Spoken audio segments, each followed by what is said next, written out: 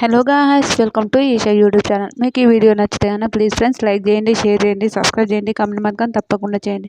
మరిన్ని వీడియోస్ కోసం వెయిట్ చేస్తారని నేను అనుకుంటున్నాను.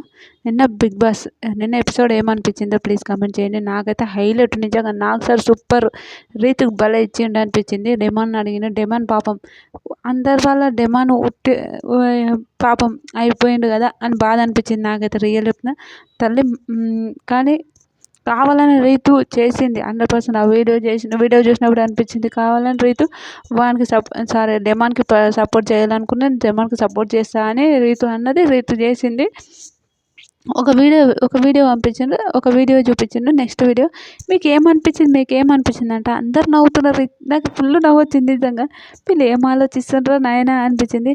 ఆడ ఆ స్వీట్ కాన్వర్జేషన్ గురించి మాట్లాడుతుండు. కానీ తర్వాత డెమాన్ పవన్ని నువ్వు నువ్వు కెప్టెన్ కావాలనుకుంటున్నావుగా, నువ్వు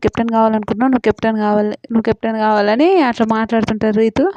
చాలా బాగా అనిపిస్తుంది, నాకైతే హైలైట్ అనిపించింది.